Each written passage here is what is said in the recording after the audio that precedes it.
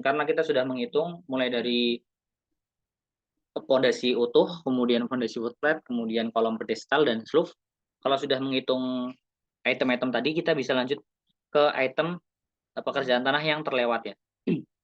Untuk pekerjaan tanah yang terlewat tadi adalah pengerugan tanah kembali. Nah, yang pertama adalah pengerugan tanah kembali di bawah pondasi. Nah, prinsipnya nih ya, karena kita sudah menggali, nah kemudian sudah diisi juga sebagian. Nah, yang diisi sebagian yang aku tandain warna biru. Nah, karena sudah diisi sebagian, maka yang diuruk tanah kembali itu adalah sisanya atau daerah-daerah yang belum diisi, yakni yang diarsir. Nah, berarti rumusnya adalah ini juga sempat kita bahas ya di ketika mengerjakan tugas kemarin. Rumusnya,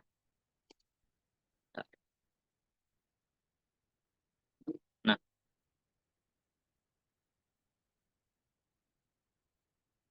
nah rumusnya adalah galian dikurangin dari yang pertama kan bagian bawahnya ada urugan pasir. Nah, kemudian habis urugan pasir ada unstamping. Habis ada unstamping ada pondasi batu kali. Nah, kemudian untuk footplate juga sama, ada footplate dan sorry ini harusnya kurang ya. Ada lantai kerja footplate dulu.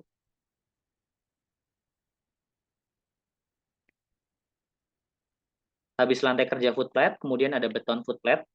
Kalau kita lihat di DD struktur bagian footplate.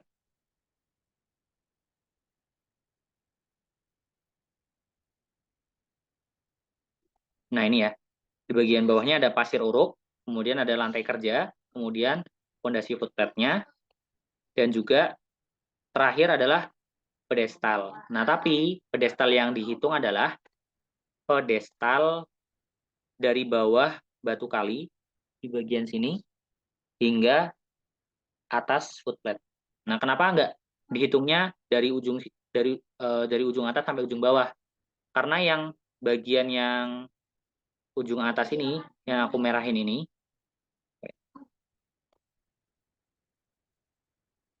ya.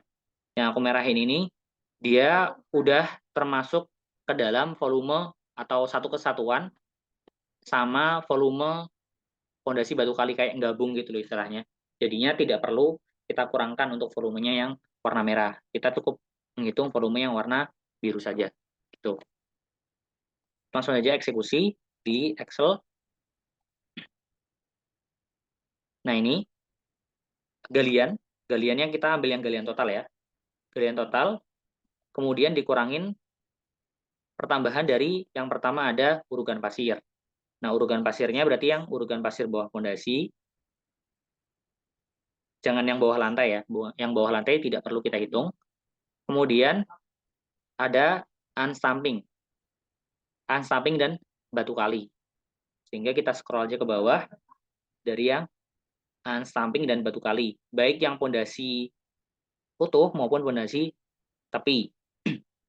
Habis itu juga ada beton footplate. Nah, berarti kita linkkan yang di sorry, bentar.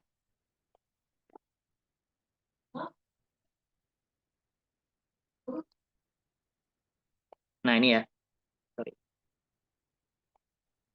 Lantai kerja, kemudian ada beton F1, yang F2 pun juga seperti itu. Nanti ini ditambahin sini, ini juga ditambahin ke sini. Jadi yang dihitung adalah lantai kerja dan betonnya. Nah, terakhir ada pedestal. Nah, kalau kita linkkan yang pedestal yang ada di sini, itu kan pedestal utuh. Nah, jadi tidak sinkron. Sehingga kita perlu menghitung ulang untuk volume pedestal yang di bagian pengurang saja. Nah, ini ya. Panjang dan lebarnya sama seperti panjang dan lebar dari fondasi pedestal K1 yang ada di bawah. Jadi kita samakan dengan yang pedestal di bawah yang ini. Ini kan 0,25 kali 0,25. Yang beda hanyalah di tinggi. Nah, tingginya itu kita hitung ulang. Nah, dihitung ulangnya dengan cara, kan kita sudah tahu untuk dari panjang sini sampai panjang bawah sini adalah 145. Nah, kalau kita mau cari dari bawah batu kali hingga atas pondasi footpad, ya kita tinggal panjang yang 145 ini dikurangkan dengan tinggi dari batu kali ke atas. Nah, itu tingginya berapa? Kita lihat dari arsitektur. Nah, ternyata panjangnya adalah dari sini sampai bawah ya batu kali ya. Itu nilainya